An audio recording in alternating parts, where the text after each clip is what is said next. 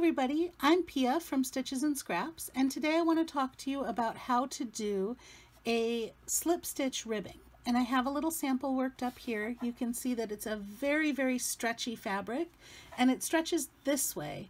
So we're actually kind of working it sideways from the way you would normally work a ribbing. So let's see how to do this. It's a very easy stitch. It's basically slip stitch in every stitch using the back loop only. So I'm going to change colors to show you how this works well, because when we look at this, you can see the front here, and you might think that this is the front loop and this is the back loop, but that's not the case. This is actually a loop from a previous row. This is the front loop and this is the back loop.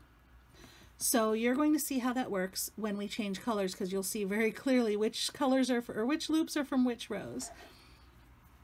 So I'm switching to brown. Normally I would do a chain one just to bring up my my row to the new height, but instead I'm going to do this chain one with the brown. And I'm going to find that back loop of the first stitch and go into that. And I'm trapping this end in here just because it makes it less floppy. So I'll tighten that up a little bit, and then it'll make it a little more secure. You don't have to do that, but I like to on the first stitch. And then I just finished my slip stitch. So let's look at the slip stitch again.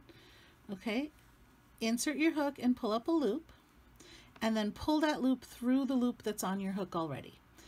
You can do this all in one motion like a normal slip stitch like this, okay?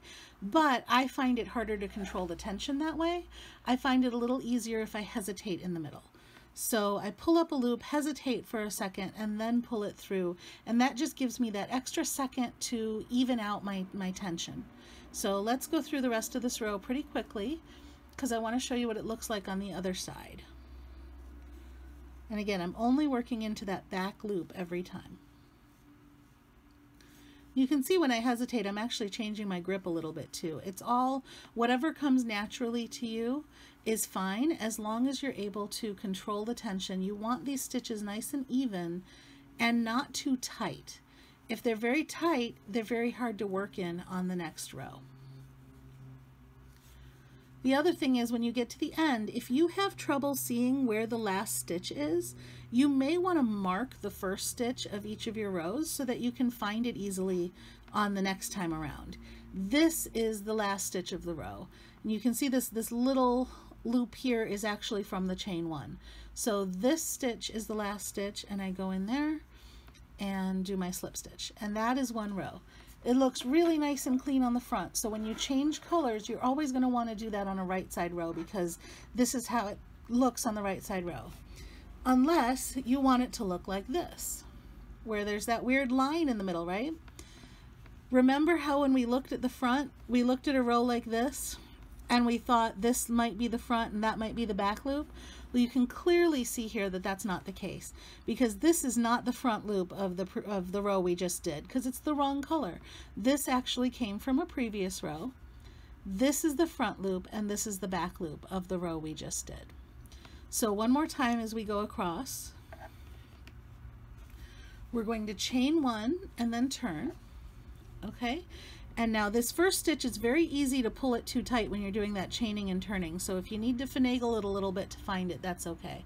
But you put your hook into the back loop, yarn over, pull through, and slip stitch. And we just keep going, slip stitch all the way around. Not around, across. And now you can see how I'm making another row of these V shapes using one loop from the previous row and one loop from the current row. And that's what these lines here that look like they're all one row, they're really not. Those are one loop from a previous row and one loop from a current row.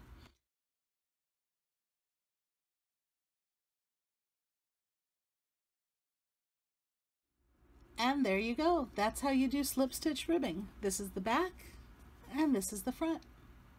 Thanks for joining me.